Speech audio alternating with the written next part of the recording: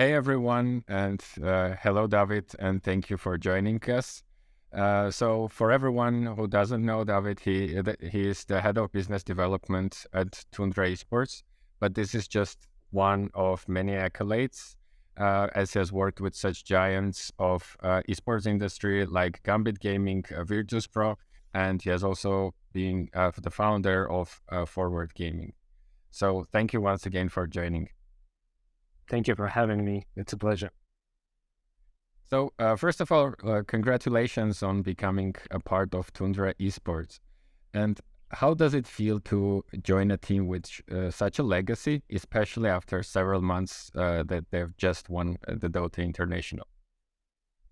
Thank you. First of all, I'm very excited about this opportunity. Honestly, Tundra, and this is the thing that I've been saying to everyone, Tundra appears to be much bigger from the inside that I felt from the outside, meaning that there are a lot of exceptional individuals in a team. We have a dedicated marketing department, creative department with, once again, exceptional professionals. And I'm very excited about joining the team. I feel like Tundra has potential to become one of the leading brands in the esports field. And truth to be told, I think that it might happen within a pretty relatively short period of time. So I'm definitely humbled, and I'm very, very curious what we can achieve together. So yeah, I'm still kind of in this accommodation process. So I'm still waiting for my work permit to join the team in the UK. So I guess as soon as I get there, I will finally get the full feel. So basically, you are currently working remotely, right? Yeah. So actually, that was one of the questions I was planning to ask as well, because as far as I understand, I might be wrong, but I think face-to-face communication can be very important when you are trying to sign off contracts, right? So how are you handling that? You're right. So I would always prefer a face-to-face meeting over a Zoom call. Um, uh, However, it's pretty fast, or let's say it became an industry standard pretty fast, even for our like potential clients. Not all of them are willing to meet in person anymore, or it might not even be the case that they might not want to meet in person, but we work with companies from all around the world. So sometimes we actually find an opportunity to meet with the prospective clients and even existing clients face to face. And it's always exciting to meet people during big tournaments, for example, or even without such occasions. So um, in several ways, I'm actually a bit sad that a lot of work communication went online. Obviously, it's good not to spend a lot of time on the work commute, right? Being able to work from the comfort of your home, being able to eat healthy, being able to spend more time with your family, that's great.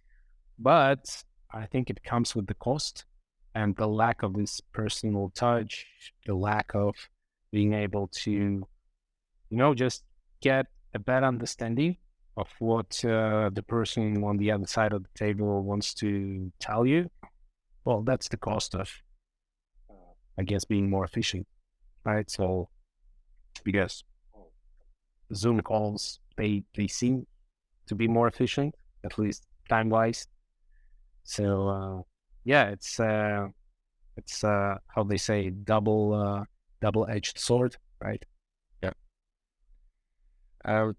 So also currently the situation in IT industry is not the greatest, to say the least, and like venture capitals are investing less or like investing in more secure organizations. So I'm curious to know if whether it impacts esports or no.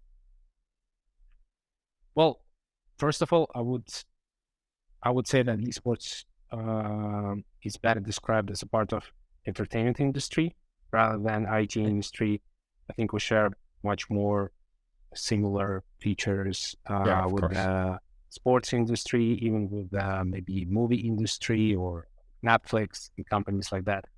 Tundra is not so much dependent on the venture capital, so we are pretty much sustainable, and we have enough time to grow and develop our media, develop our competitive operations. But obviously, we feel the impact of this recession, as all other teams do. So, unfortunately, more often than not, that we see some, uh, let's say, unsettling news on LinkedIn, some not very pleasant PR releases from our peers, from other esports organizations, but we managed to persevere. And as I said, we're pretty confident that we will be able to weather the storm. By the way, how did you get to Tundra? I actually started working with Tundra independently for quite some time before joining full time. So the story begins on the 24th of February. So as you mentioned, I was working as a head of business development for Gambit Esports, which was one of the most established esports brands in the Eastern Europe, in Russia. So Gambit was HQ'd in Moscow. And on the first day of Russian invasion to Ukraine, I left the country, and I was forced to resign from my position at Gambit. So for quite some time, I was working independently as a business development representative. So I also worked with Tundra, and after several months of cooperation, of communication with each other, we decided to officially register our relationship. And yeah, that's how I ended up in Tundra. By the way, fun fact, so in May and June of the last year, I was living in Bali, and I was living there with my buddy, professional Dota 2 player Resolution. So I remember like it was yesterday, we were sitting in a cafe, and Rezo was telling me that he wanted to return to the professional scene so much because his biggest achievement was the second place on the international, the Dota 2 World Championship, but he never actually managed to win the main trophy. And he told me that he still had this urge to return to the competitive scene and start, playing professionally again. And I was like, dude, if you want to do that, well, you have to start practicing. So what this guy did, he managed to get his own separate internet connection to his villa on Bali, and somewhere he found like a decent enough PC. So he started playing Dota 2 just 24/7. And let's say Bali is not the best place to play Dota, just because there are a ton of things that you can do there. You can enjoy the beach, you can enjoy a lot of cafes, surfing, martial arts, just so many distractions there. It's the worst possible place to just start playing like a maniac, and that's what he did. So fast forward several months, he got picked up by Team Secret, and all of a sudden he qualified to the TI in Singapore, and not just qualified, but in fact he progressed to the finals. And I decided to travel to Singapore. It's quite a short travel from Bali to Singapore. I decided to travel there to support my buddy. But then in Singapore, I met with the CEO and commercial director of Tundra, and we already had some relationship, as I mentioned, working independently together. And in Singapore, during the World Championship, they actually proposed to me that I consider working with them full time. So imagine me watching the final game Tundra versus Team Secret. On one hand, I have a team that wants to engage with me and work with me full time. And obviously, if they win the title, it would be much easier for me to attract commercial partners. On the other hand, I have my buddy who wants to pursue his dream, right, of becoming the world champion. So it was insanely difficult and complicated to watch the series. And we all know the outcome. For those who don't know, spoiler, Tundra won 3-0. And they become the best team globally in Dota 2, and we still proudly hold this title. And we will be the defending team on this upcoming TI in Seattle, if I'm not mistaken. So it's a fun story about I actually got into Tundra. It's I just imagine your emotional roller coaster, like when the game is progressing, then you're meeting the people, and all the emotions. Yeah, by the way, fun fact, 2 of Tundra existing team members, so player Snaking and coach Aoi, they were actually also competing for my own team, Forward Gaming, which I founded in New York several years ago. So yeah, I mean, this roller coaster of emotions, it was amplified by the fact that several of the guys at Tundra were also competing for my brand. So, I mean, I just felt so much emotions, and I guess it's also... It is what it is. It is safe to say that you will be at home at Tundra because of so many connections as well. Yeah, I immediately pledged my allegiance to this team. So, I was actually surfing through your LinkedIn profile a couple of days back, and I saw an article that you co-wrote with Geva Kopian, CMO at Winter Saga Games. It was about new ways esports organizations can earn money. Can you maybe quickly recap what are some of those new ways? Sure. So lately, esports teams explored and introduced several new revenue streams in their attempts to try to become less reliant on sponsorships. And sponsorships and all types of commercial deals still constitute something like 70 to 90% of all revenues of esports organizations. And the big risk in that is obviously the fact that esports teams become very, very dependent upon the whole economic situation. For example, right now we're going through recession, and a lot of commercial brands, FMCG companies, consumer electronics, basically all types of companies, they lowered their marketing budgets, right, across the field, including esports. And obviously that's one of the main reasons why a lot of teams struggle. So in order to try to address that risk, esports teams, and not just teams, but also companies like ESL, so tournament organizers, and even developers, companies like Riot Games, they already for quite some time worked on different ways to introduce and try out new revenue streams. So some of the revenue streams that let's say became more established in the last few years are franchise payments.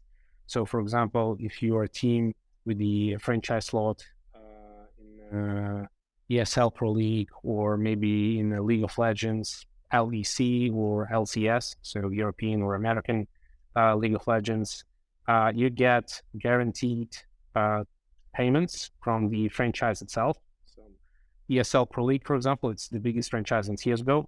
So in order to become a member, you have to buy the franchise slot. But as soon as you buy the slot, you also become entitled to several payments. And there are, by the way, a lot of different categories of payments, guaranteed payments, and then performance-based payments. So that is franchises. Then we have things like NFTs and fan tokens. NFTs, you probably have enough context, right? What it is, for those who don't know, NFTs, it's basically an opportunity to buy let's say, a digital souvenir, like a digital tradable card or something like that. And you buy that and you support your favorite club. Fan token is something similar. It's an opportunity to buy a certain like digital currency, which is not necessarily like a cryptocurrency, but think of it as just digital points. So you can buy these fan tokens, and with these fan tokens, you can vote for several things in the life of your favorite club. For example, I think that you're a big fan of Fnatic, right? Yeah, So I actually have their NFT. NFTs, yeah. I think yes. if I'm not mistaken, they might also have fan tokens as well on the platform like Socios.com. I'm not sure, but anyways, how it works, Fnatic might introduce several potential new designs of their uniform for the upcoming season, and then they can allow their fans to vote for these designs with their tokens. So the design that gets the most amount of tokens would be used for the next season. And that's just, an engaging way for fans to support their favorite club once again. Another types of revenues, obviously, prize money, transfer payments. For example, if we sell a player to another team. What else? License deals. For example, if we sign a deal with Netflix and they decide to make a documentary series about Tundra, we might get a flat fee, which might be counted as just a sponsorship or commercial deal, but we can also get a royalty based on the number of plays of our documentary on that platform. So there are a lot of different things that we can introduce, but still, even with all these new types of earning cash, sponsorship is still the king. So we are still very, very much aligned on that. Merchandise, by the way, is something that I haven't mentioned. So quite a lot of different things. So actually about the NFTs, so when Fnatic launched it, the response from the community was like largely negative. They still sold a lot of the keys, basically the NFTs, but gaming community, as far as I see, at least from Twitter and Reddit, is against that for now. Maybe that changes. Yeah, I understand the sentiment because NFT and let's say Web3 industry as a whole, it's let's say that different types of scams are ubiquitous in crypto world and similar industries. But if you consider NFTs or things like fan tokens as the way how you could support your favorite club rather than just as an investment, I don't see anything bad in NFTs per se.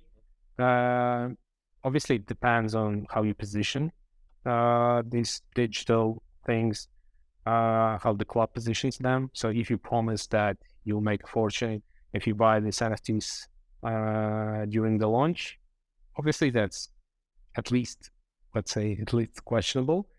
But well, if you just want to be able to support the team that gives you a lot of joyful moments, and you like the organization, you like what it stands for, I guess it could be all right.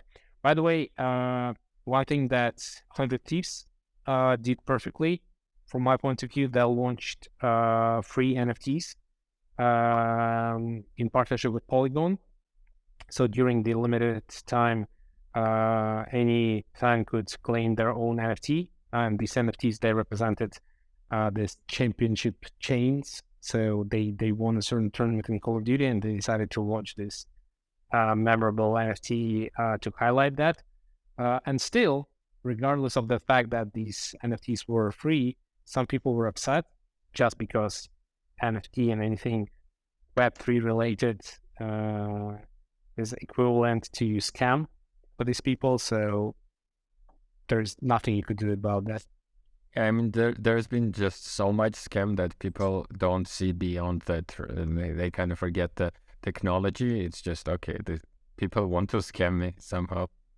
Yeah. And Yeah. you also mentioned franchises. I noticed like in the past 2 years, there are like more and more franchises, organizations selling their franchise spots and the others buying, especially recently in LCS, in North American LCS, like CLG sold its spot. There were rumors that there are like some other like very old organizations considering that. Uh, okay, so yeah, coming back to you specifically, how did you start the journey in esports? Well, actually, I think it's been more than 7 or 8 years since I started working in esports. I initially started working in a very boring industry called banking. So I started working as a bank clerk, and I pretty fast realized that it's not something that I want to do for the rest of my life. So I was a huge fan of both CSGO and Dota 2. So what I decided to do, I just quit my job after the university, and I uh, I rented this small space, basically like a small office, and I printed this press wall. I put there like just basic table or something like that, and basically I started to broadcast different esports tournaments with several friends of mine, and we even hosted our own tournaments for something like, I don't know, $200 to $300, and that time it actually was enough to attract like 20, obviously not professional and not semi-professional, but 20 amateur teams. And we broadcasted these games, and we broadcasted other tournaments. So all of a sudden, a certain company approached us and told us that they want us to broadcast their games as well, and they would even pay us $100 a day, which I was super happy about. Obviously, all of this money just went into equipment, and we broadcasted it through just simple Logitech webcam, so no fancy equipment. So I started with that, and then all of a sudden, not all of a sudden, I noticed that there was like an up and coming tier 3 team in Russia, and I was living in Russia at the time. So I reached out to them saying that we want to interview them and publish this interview on our YouTube channel. So we did that. And then the owner of this team, he liked our job, and he hired us to work full time on their content and to basically produce a limited series on YouTube, which is still there. And recently I rewatched these 10 videos that we created for them. We actually averaged 70,000 views per episode, which was, well, I just now realized that it was a lot for basically a no-name brand without any ad spend and so on. So I did that, and then I started working for this team. I worked for this team for quite some time, and then I managed to get into VP, Virtus.pro, which is, well, obviously also one of the most established teams globally. And yeah, starting from VP, I think it's safe to say that VP really skyrocketed my career. After 1 year of working there, I got this insane opportunity to launch my own team in New York. So I launched Forward Gaming, and it's actually, we will need a whole other hour to talk about Forward Gaming and how it happened, because I was working as just a simple account manager for Virtus.pro, and I was not earning a lot, just to be told. But yeah, just several things happened all at once, and I got this opportunity to launch Forward. I was 23 at the time, and as it turned out, I did not have a lot of experience to be able to lead an organization at that level. So we ceased operations after 1 year, but it was insanely like super good experience for me. Super like big learning moment. And after forward, I was depressed quite some time. Yeah, because it was like one of my big first entrepreneurial experience. But then folks at Gambit reached out to me, and they offered me to try out for the head of business development position, and I stayed at Gambit for 3 years. And I was very happy about joining the team as well. Gambit was and still is an amazing part of my life. It just now it's in my heart. And yeah, then as I said, the war started, and I was forced to leave the country, and now I'm a part of Tundra. So it's a new, very exciting chapter of my life, and I don't know what it will bring, but regardless of what it is, I'm ready for it. That's a very inspiring journey. And actually, I will not ask you 1 hour of questions about forward gaming, but I have two. It's first of all why and like how in the United States, and also why you chose Dota 2 as the representative game of forward gaming. As I mentioned, I'm friends with Resolution, so I decided to visit the international. When I still was a part of VP, I decided to visit the international in Vancouver. It was a long dream of mine to be able to attend the World Championship in Dota 2. So I traveled to Vancouver because VP, they qualified for the tournament. So at that tournament, I met with Rezo and I asked him what were his plans for the new season, because he told me a little bit earlier that they are not going to re-sign with their existing team, which was, if I'm not mistaken, it was VG Gaming Jeremy Storm. It was a team funded by NBA player Jeremy Storm. No, Jeremy, I forgot his name, his surname. So I spoke with Prezo, and he told me that they are actively searching for a new team to join. And let's say I connected several dots, and I managed to secure some funding to be able to launch my own team. And after several weeks of very heated negotiations, I managed to sign the team. And as I said, we had a very interesting year together. I think that we both managed to grow, meaning the management and the players. And yeah, that's how it happened. And as for your second question, Dota 2, first of all, it was a big passion of mine. I already was inside the community. And Dota 2, it's a free-to-enter discipline, meaning that in order for your brand to participate on the highest level, you don't need to buy a franchise slot like you have to do in League of Legends, for example. So from the budget standpoint, it was the easiest way to enter the big world of esports. And during the time when you were at Gambit Esports, if I'm not mistaken, you have also had a partnership with the football club Monaco. So yeah. What went right and what went wrong with that partnership? Well, actually, I'm very proud about this partnership. It was an opportunity that I brought myself to Gambit. And initially, we launched 2 co-branded teams, Dota 2 and Fortnite. Both of these teams competed after the unified tag AS Monaco Gambit. I think what we did right, we did everything right from the, let's say, branding standpoint. So we managed to work with their brand. We managed to unify it with the specific style of Gambit.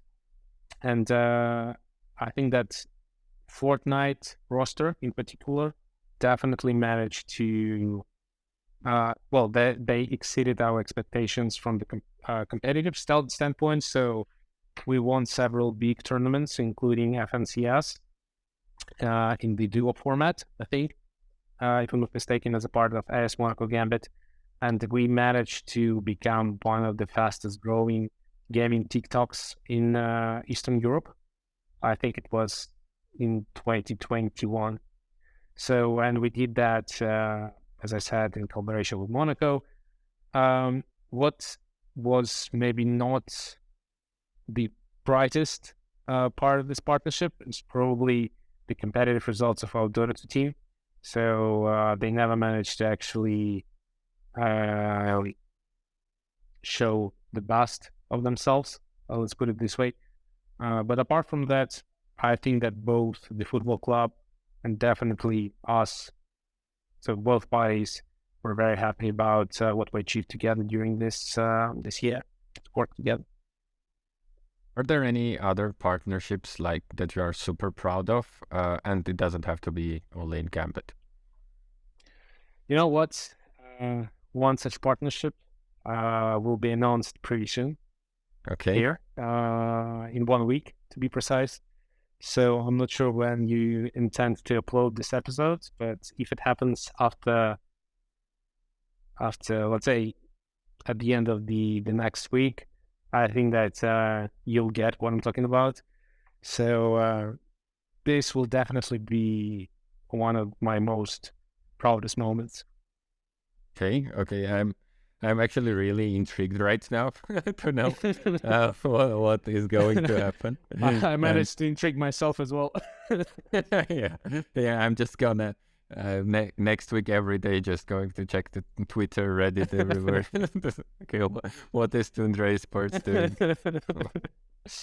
Yeah. So, oops, sorry. Okay. Yeah. Another question is that you have worked in 3 different countries, right? US, UK now, and Russia. How different is everything in each of those countries? There is definitely certain specific in each region, and you have to be aware of that, of different particularities of the country or people you work with.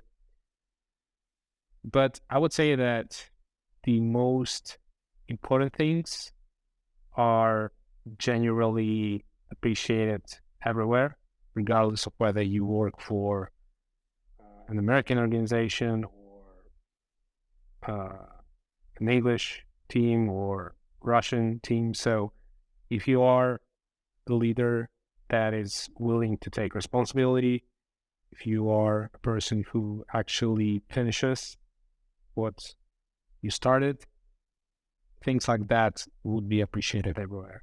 And I guess it sounds a little bit cheesy when I even listen to myself, but that is true. It's often very easy to just, say that, well, I can't finish this project because this or that, maybe this guy or this team does not support me enough, or maybe it's something else. But there's always a temptation to basically rationalize why you can't do anything. But the truth is that you can do that, and it just requires more commitment and more effort. And sometimes you just have to take responsibility, and it might be scary to say that, you know what, if you guys don't want to take this on you, I will take it on me. If there a problem occurs in the future, it will be on me, but trust me right now. And once again, if we don't have bad ideas, let's do this way, right? And it's really ubiquitous in all types of organizations. There are certain moments where nobody just wants to, take the lead. And if you're a person who is accustomed to that, I think that it will be valued everywhere, in every part of the world. Okay, that's great to hear. And actually, I also want to know, like, a lot of your job, maybe most of it, is about good negotiations. Is it something that you learned, or it comes to you like naturally? Well, I do love books on negotiations and even some online courses. My favorite speaker and influencer in that field is Chris Voss. So I strongly recommend his book, Never Split the Difference. I think it's probably one of the most influential materials in that topic. But on the other hand, I am a big proponent of being as honest as possible and being as less manipulative as possible. Because oftentimes people think that negotiation is some kind of game. It's manipulation where one side wins and the other side loses. And that might be the case for some people, but I prefer a different style. I prefer to be able to speak open-heartedly with my counterparts, and I prefer to be a straight shooter. So sometimes, especially in the short term, that might not be the most advantageous strategy, but that's my strong belief, and it's belief rather than knowledge. I really believe that rather than know that. That in the long term, if I'm being honest with as many people as possible in as many situations as possible, I think that at some point I will start radiating this,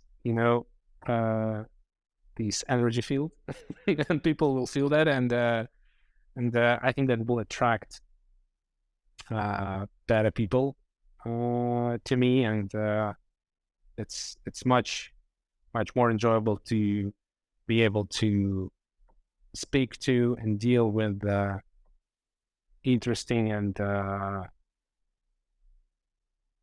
don't even know how to describe this kind of people. There are just certain people that you feel that you enjoy spending time with them, and I think that being honest is the best way to attract these people, these kinds of people. It's really great to hear how passionately you are talking about this. Like, I can feel that you actually love that. And I guess it all sounds so cringy. Or no, it's absolutely not. And speaking about esports specifically, what role do you think it will play in the entertainment industry overall, and in the sports industry as well? Yeah. Well, I honestly don't think that it's even a question anymore. I think it's pretty much a given that esports is the sports of the future. And even big sports clubs like the Monaco that you mentioned, right? PSG, pretty much all American franchise sports organizations, they all realized that at some point. And that's why pretty much all of them launched some of the esports initiatives. So as for the entertainment in general, just consider the fact that Netflix decided to launch a game department, and they even released several mobile games on their platform. That is not esports per se, but esports obviously very rooted into the gaming industry and vice versa. So I think that if you consider esports as a part of the gaming industry, that's definitely that will be the future of entertainment. For example, I think that probably in 10 years we won't have like regular movies as we have them now. I think that all of the movies would be interactive. So like Black Mirror, Bandersnatch. Yeah. Or maybe even more gamified, like Heavy Rain, right? If you played it on PlayStation. So or Naughty Dog's Last of Us, which is, it's like 50% movie, 50% gameplay. So I think that in the future, these two genres, they will just collide, and I don't think that will have like something like traditional movies anymore. Everything will be gamified. Everything will be a game, and esports obviously will be on top of that trend.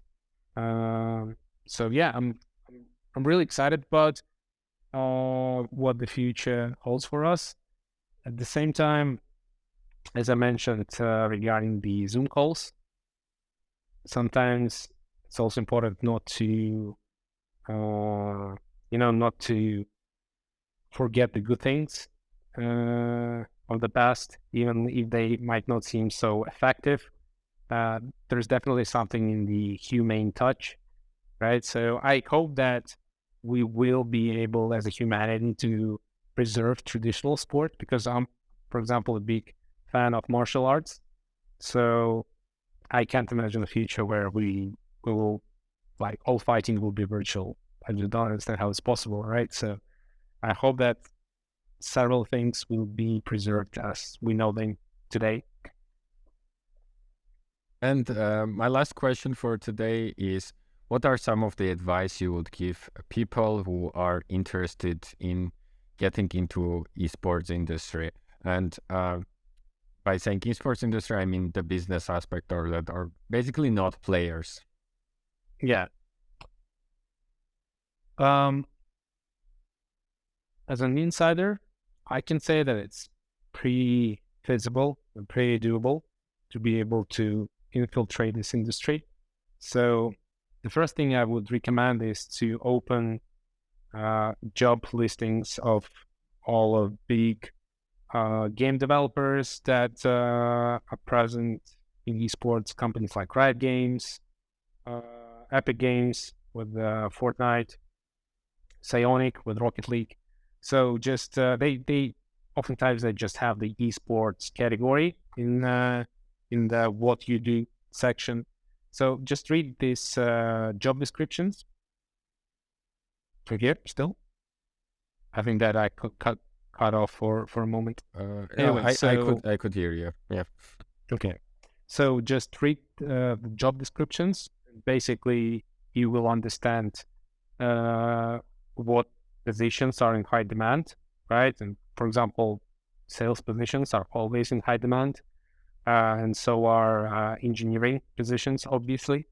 Do the same with the esports organizations. However, they don't usually have like a ton of listings, but still just try to get a list of all potential paths that you can follow, and just try to visualize whether you actually want to do that or you don't. Do you want to sell potential like sponsorship packages to potential partners, as I do? Maybe you want to do something else. Maybe you want to be a production manager. Maybe you want to work on the broadcast side of things, right? I would also recommend everyone to learn as many advanced tools in terms of software as possible. So learn Photoshop, learn Adobe, all other Adobe tools like Premiere Pro for video editing, learn Figma, learn obviously Google Slides, Google Sheets, learn some advanced formulas in Excel. All these things help me a lot. I mean, knowing Figma, I am able to create much more beautiful sponsorship decks and other materials than my competitors, and it matters. And at some point I got into Premiere Pro, so I was able to do a lot of video editing myself. And then I got into Photoshop, and the Photoshop also helps me to create a lot of assets. And these might seem like a small thing, but if you have some free time on your hands, definitely do that. Like, this will help you regardless of what you do. If you're a video editor, obviously it will help you. If you're a salesperson, it will help you. If you become even a team manager, you will still have to prepare some reports, some quarterly, documents. And if you can do that in a better way, in a more efficient way than your potential competitors, you will have the upper hand. So definitely, do these two things. So explore different listings and learn as much software as possible. So yeah, this was my last question, and thank you so much for answering to it so thoroughly, like with all the tools and everything. And thank you once again for joining us today. I had a lot of fun talking to you. It was great. Thank you so much, Arek, for inviting me. It was a pleasure talking to you, and I wish all the best to your channel. And I hope Thank you. that you'll be able to penetrate the industry now that I told you all the secrets. So good luck. Thanks a lot. And I will be on the lookout for any news from Tundra regarding the new partnership. Hey, Arek here. I hope you enjoyed the video, and please don't forget to subscribe as we have more videos about esports coming quickly.